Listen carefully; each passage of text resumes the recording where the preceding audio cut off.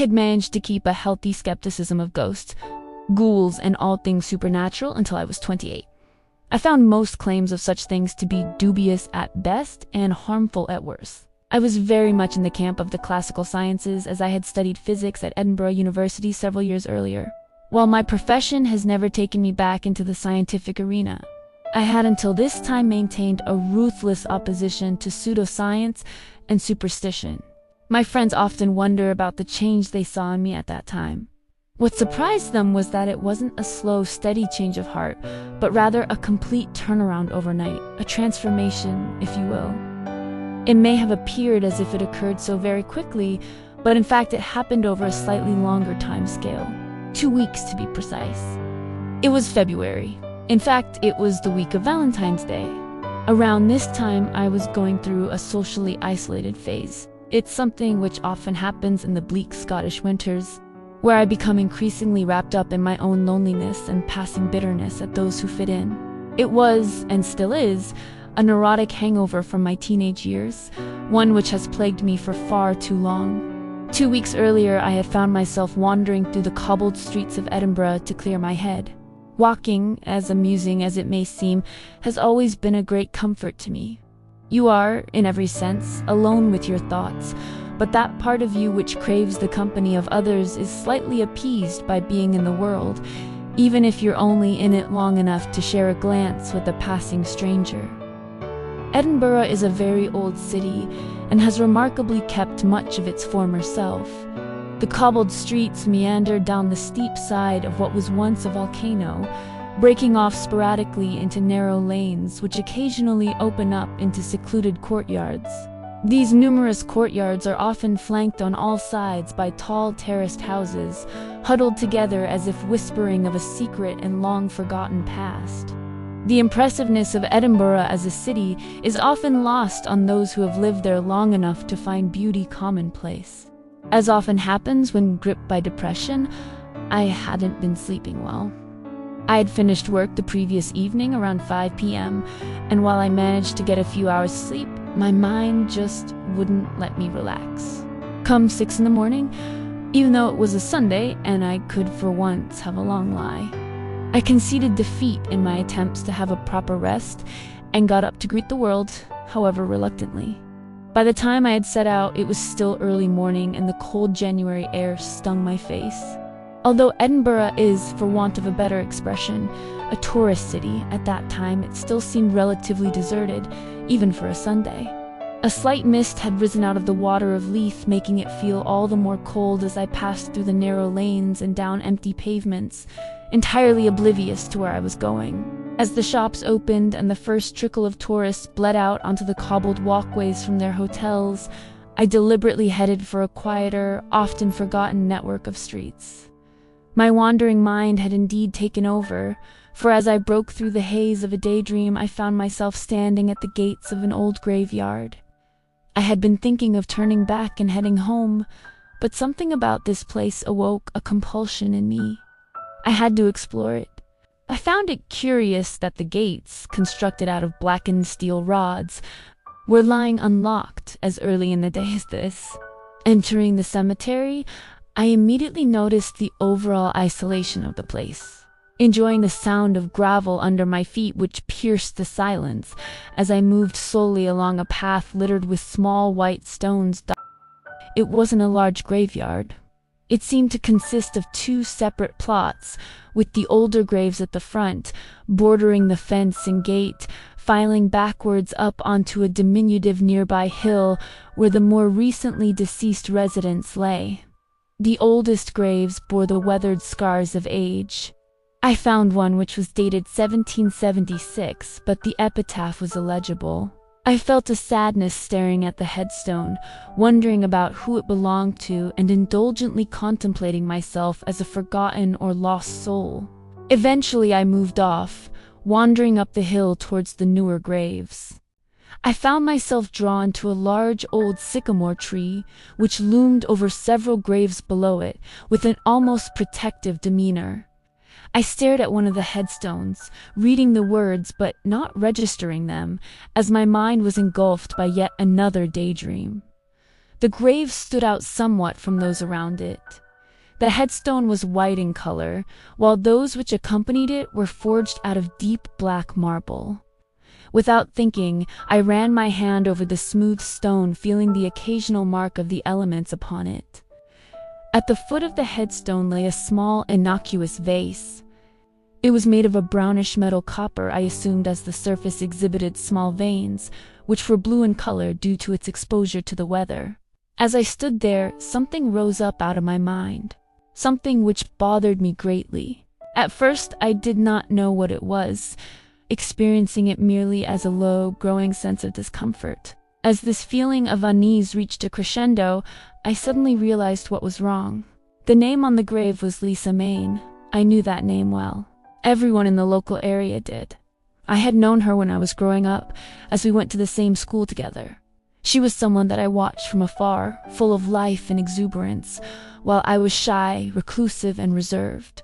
I possessed that intense infatuation and desire for her, which only a first love can produce.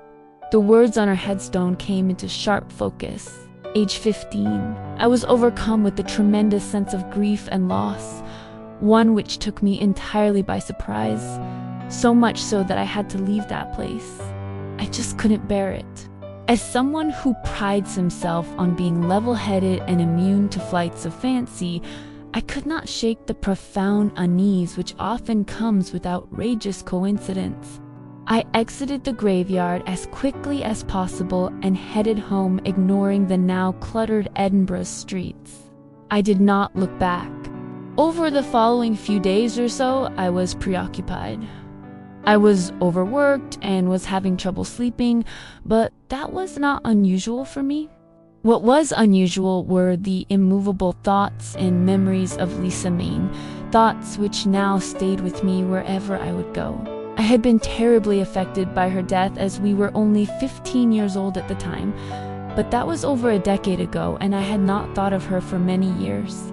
It was as if seeing that gravestone had awoken a sense of loss, a sense of pain which I had managed to bury so far deep inside that I had persuaded even myself to forget it. A cacophony of memories now haunted me, beautiful and terrifying. At any one moment, I would be exhilarated by the thought of her smile, her hair, her kindness, and at the very next, engulfed by despair at the image of her lying under 6 feet of earth, cold and alone. Once full of life, now a decaying husk, which had long ago housed that beautiful soul. If I had told anyone how I felt, they would have called me overly emotional or sentimental, for the fact remained. I barely knew Lisa. Watching her for years across a classroom, I imagined myself talking with her, sharing those intoxicating moments which mean so much to a teenager. The first connection with someone you adore, the first feeling of being loved, the first kiss. I had in fact hardly ever spoken to her until only a few weeks before she died.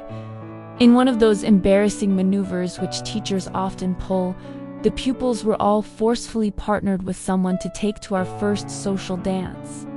Social dancing was a torrid affair.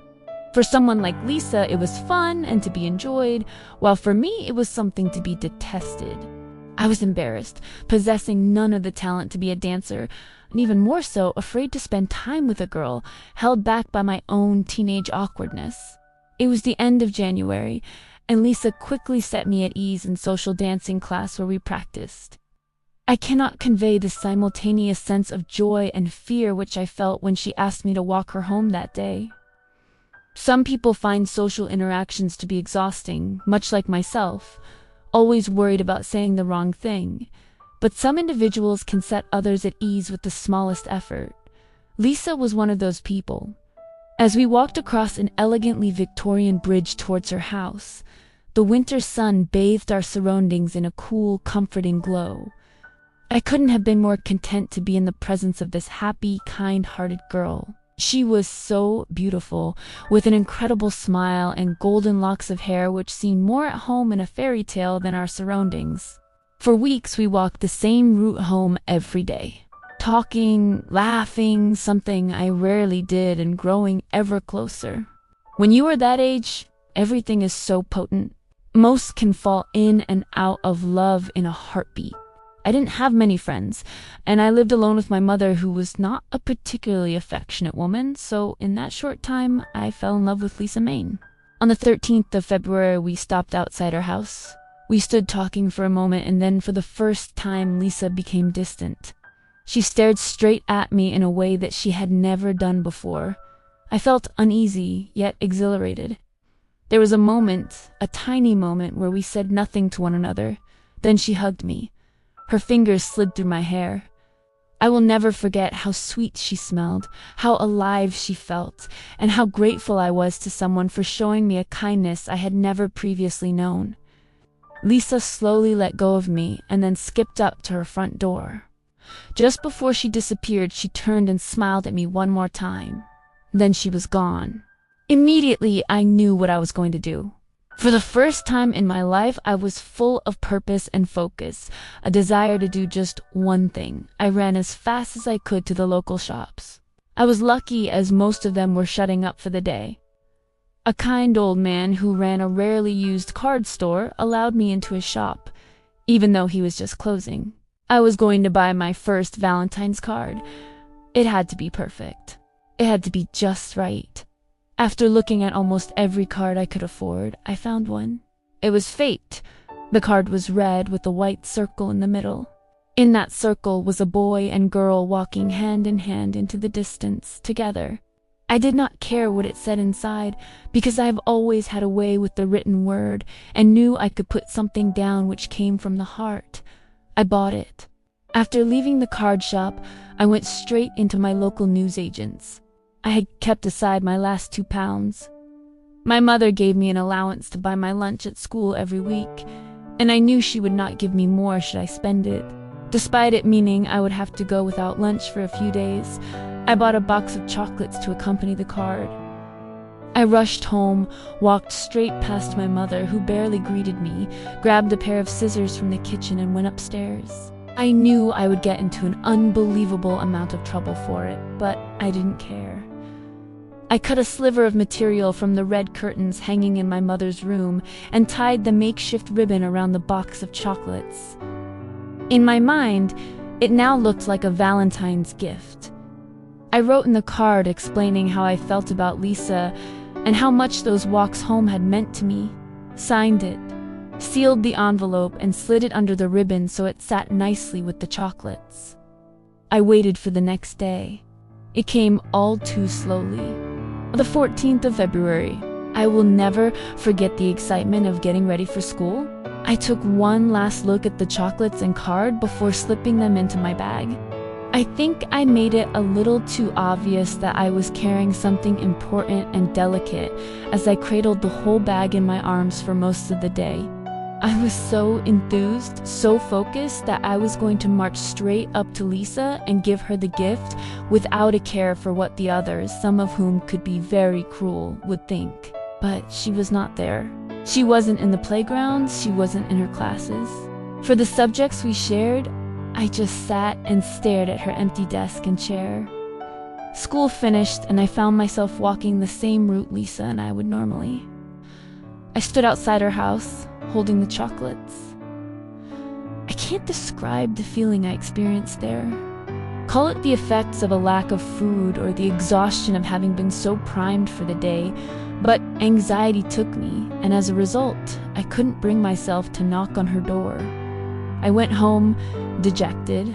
I couldn't so much as eat a bite of the undercooked ham my mother threw down in front of me, so I simply went upstairs and crawled into bed, barely sleeping all night.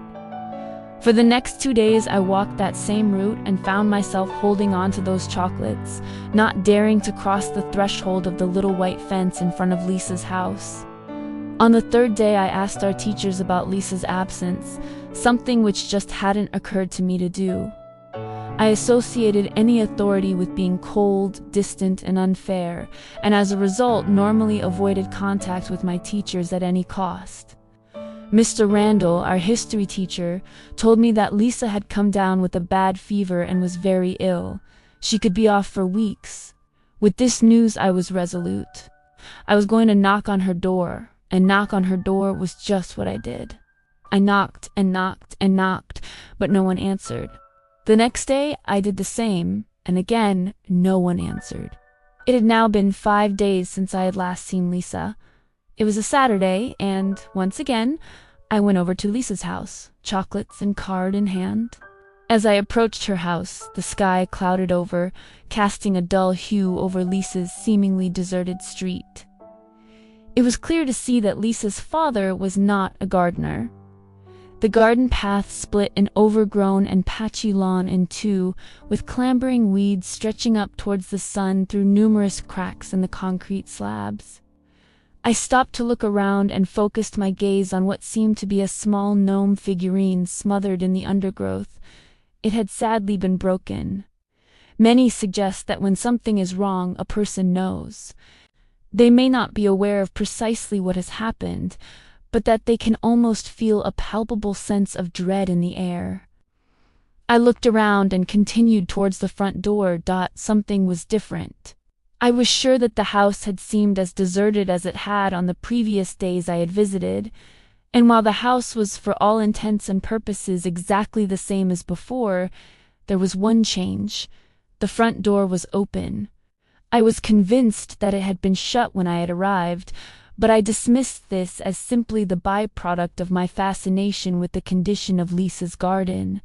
You see, I can't quite explain it, but there was something suffocating about that house on that quiet street. I reached the door and grasped the door knocker, tapping 3 times. No answer. I repeated my knocks more forcefully this time, but still no one came. The door was only slightly ajar, and as such, I couldn't really see much of the interior. All I could tell was that the house was dark and that the air escaping through the doorway was musty, as if nothing had stirred inside for days. I started to feel nervous. I didn't really know why.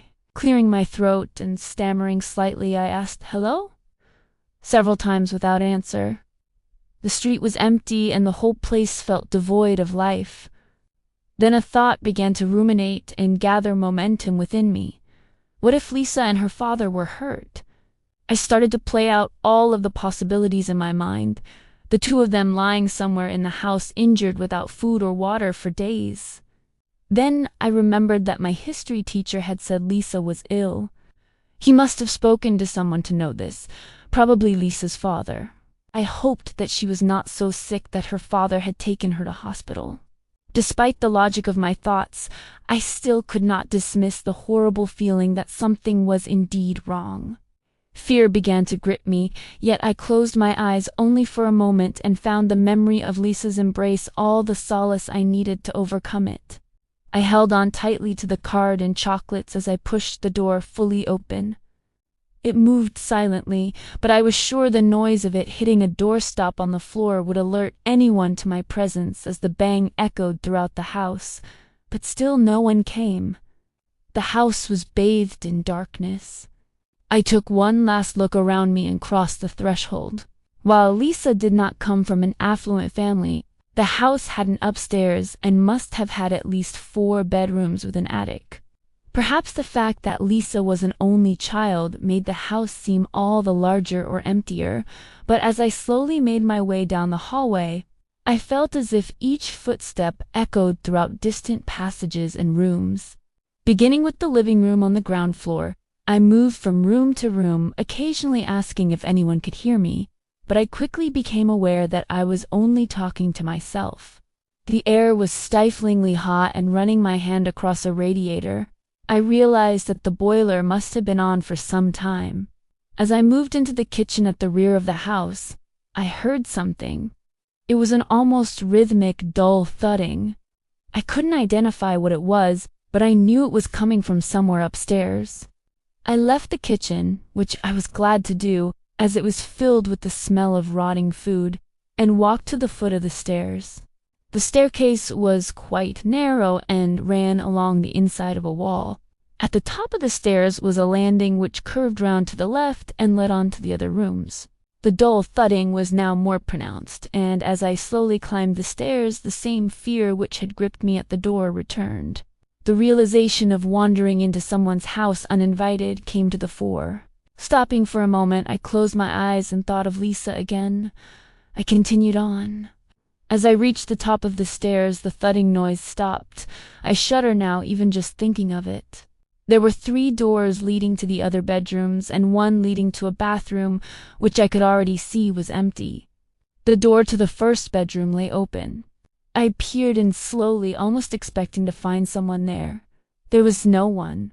It was Lisa's father's room, neat, organized, with almost no objects of any note. The only curiosity was that the curtains were not drawn. The door to the second room was closed. Again, I was overcome with a sense of intrusion. I was walking around inside someone's house without invitation. In effect, I was a trespasser. I knocked on the door quietly. Waiting for a moment, I realized the room must be empty and turned the brass handle on the door. It opened. As I pushed the door, it creaked and then suddenly stopped after only a few inches of movement. Something was behind the door. I pulled it towards me and then pushed again, but no luck. With each attempt, the wooden door bashed off something. I suddenly became aware of the noise I was making as each attempt echoed throughout the house. It was not dissimilar to the thudding I had heard before. I tried one more time, pushing against the obstacle as hard as I could. No luck. I was about to give up and move on to the next door when I saw what was blocking my entrance. I will never forget the cold, glassy stare of the face which seemed to be peeking out from behind the bottom of the door. The skin a pallid gray, a few retreating locks of hair covering an otherwise balding head, globules of sweat congealed under. Most of its features were obscured by the door, but the only visible eye still stared, clouded and covered in shadow. I didn't scream because I quickly realized that not only was this the face of Lisa's father, but that he was very much dead. I felt numb, but looking back, I realized I handled the situation much more calmly than many of my age would have. But then I did have a strange fascination for such things, reading many accounts of quite horrific death scenes. I stared for a moment, composed myself, and then instantly turned to thoughts of Lisa and where she might be. Was she in the same room? Was she in the attic? All I could hope for was that she was okay. Something then happened. An event which I have to this day repressed, ignored, and avoided as much as I possibly could. Something which shook me to the core, something which I have never told a soul. The face staring up at me through that gloom-filled gap in the doorway moved. At first it was only slight, and I disregarded it as the effects of shock. Then it moved again. Suddenly the door began to shake violently as if being punched and kicked by the body lying behind it. The head turned upwards as the cracking of rigor mortis from the neck struggled against each sharp and vicious movement. A putrid gurgling sound gasped out, enraged from deep within its bloated throat. I closed my eyes. I was sure it was not real. The banging stopped, and the house fell once again into silence. I let out a sigh of relief and opened my eyes. What I saw I can barely describe now. The face had moved upwards from behind the door to be level with mine. The door shook and rattled under the strain as its venomous attacker tried to claw and batter its way through. Finally, the face pushed and squeezed through the gap in the door, revealing its repulsively loathsome features in their entirety. Dead, swollen with clotted blood, gasping relentlessly for air, all the time staring straight at me through hate-filled eyes with lips pulled back over teeth gritted together, grinding against one another in wretched hatred. I do not remember much of what took place after that. Perhaps I am glad to. I know I escaped, and I know that I ran home confused, crying and babbling like a madman. I also know one more thing. While the memory has been pushed so deep inside that I can barely recognize it, I know whatever was in that room slipped through the gap in that doorway, slipped through and grabbed me. How I escaped, I do not know. The truth was more horrifying than I could have imagined. Lisa's father had lost his job a couple of weeks earlier, and as bills mounted combined with the pressures of looking after his only child, he snapped. When the police entered the house, they found poor, sweet Lisa's body in the cellar. Her wrists were tied to a radiator. She had been strangled to death. After killing his daughter, Lisa's father had then gone upstairs and hanged himself in her room. After a few days of hanging there, the cord he used to choke the life from himself seemed to have snapped. The police found his body slumped behind the bedroom door. The door was open. As time eroded the memory, the explanation of these events altered greatly. Through my years of study at school and then university, I read of psychological pressures and how trauma could bring about vivid hallucinations. I had convinced myself that I had found Lisa's father dead and that the shock had produced the rest of the experience. No matter how real it felt, the idea that a corpse twisted by rage and hate, perhaps even by the love I felt for his daughter, could somehow come back to life and attack the living, just did not fit in with my scientific and atheistic understanding of the world. I dismissed the entire experience, but one thing had still managed to haunt me until I managed to hide it from myself. The police reported that Lisa had been tied up for a couple of days before she was killed. The date of her death was recorded as the 10th of February. She had been in that cellar, tied up, frightened yet alive when I had come by to give her Valentine's gift. People talk about hauntings and spirits, but the memory of that contorted face rising up through the doorway was nothing compared to the knowledge that had I gone into her house that day, that maybe, just maybe, I could have saved her. Yes, I was a child, but I could have done something. I grew up, but I never felt that love again, that feeling of connection with another human being. I developed an unhealthy attachment to my own company and found myself more interested in burying my head in textbooks than perhaps meeting others or even falling in love. The friends that I did have were never that close to me, nor did they ever truly understand who I was. Seeing Lisa's grave had brought it all flooding back to me. Those stolen moments, that thing in the house, her death. The funny thing is that of all those memories, both traumatic and precious, the one thought which would not leave me was of the Valentine's gift I never gave. While I still hoped that the dead thing in Lisa's house was of my own imagination, and that the world was still very much material, lacking in the spiritual, I still felt the need to rectify this. I had kept the card all those years. In many ways, it was both my most cherished and loathed possession. Cherished for the memories which it drew up from within me, and loathed for the same reason. On the morning of the 14th, I walked through the cobbled streets of Edinburgh towards Lisa's resting place. On the way, I stopped at a little newsagent's and picked up a box of chocolates.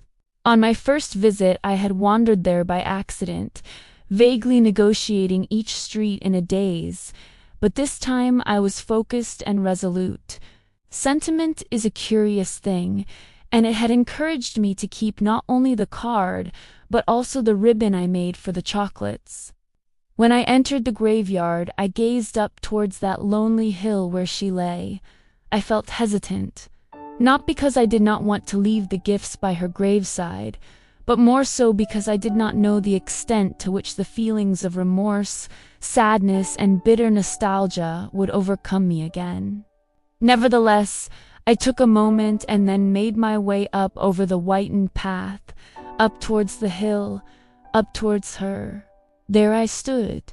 The sun was still relatively low in the sky, and it cast long, contorted, and exaggerated shadows over everything. After standing there for what seemed like an age, I pulled out the ribbon, tied it carefully around the box, and then placed the chocolates and the card against the cold headstone. I don't know if I said anything. At the time, I probably didn't, as I was still convinced that she wasn't there to hear me, that once your loved ones passed away, they are gone forever, that death is the end. I do know that I cried. I cried like I hadn't since I was a child. I fell to my knees and buried my head in my hands. I was inconsolable. Those moments of utter sadness, utter despair at the cruelness of life and what it had done to beautiful Lisa were the last I had as a true skeptic. For as I knelt there, the wind blew gently through the graveyard. gently caressing those stone markers of loss and those who attended them. I had heard and read about people having a religious or spiritual experience. And while I cannot truly accept others' testimonies, I can say that what I felt at that moment was profound, an achingly beautiful feeling of companionship and love. I looked around. No one was there, but I felt that someone was. I tried to shake the feeling off as my mind simply playing tricks on me, but no matter how much I tried to stick to that interpretation of events, I simply could not do it. That feeling shared a twin emotion. I had only once ever felt that way before, when Lisa hugged me the last time I saw her. As the sensation washed over me, I realized that I had truly been searching for that same feeling again, but never found it until that moment. I stood up, wiped my eyes, and touched the gravestone as if to say goodbye. I walked to the graveyard entrance with a smile which stretched from ear to ear, something anyone who knows me will tell you is extremely unusual. When I reached the gate, I glanced once more at that hill, which for me was no longer a site of loneliness, but one of love and friendship. The second and last time I can say I have ever seen a ghost was at that moment, for standing up on the hill beside Lisa's grave was the blurry image of a young girl in a pink social dancing dress. I did not run to the grave because I knew I did not have to. She waved slowly at me and then disappeared behind her gravestone. I walked home. I felt full, joyful, and exuberant. It is almost impossible to describe that experience by the graveside. Perhaps completeness will do for now, but even that cannot convey it. Friends wonder what happened to me around that time. The truth is that I found something I did not know was missing. Some reading this may think that I found my faith, but it was not that at all. What I found that day was companionship and acceptance from the only person I had ever truly loved. I knew from that day onwards that the world was a far more mysterious and wonderful place than I could ever have possibly imagined. I knew that I would never fear being alone, for when I go wandering through the streets of Edinburgh and find myself on a quiet stretch of road, I smile to myself knowing that if I listen carefully, I can hear the footsteps of Lisa, that girl I loved so dearly when I was a child, walking with me wherever I go.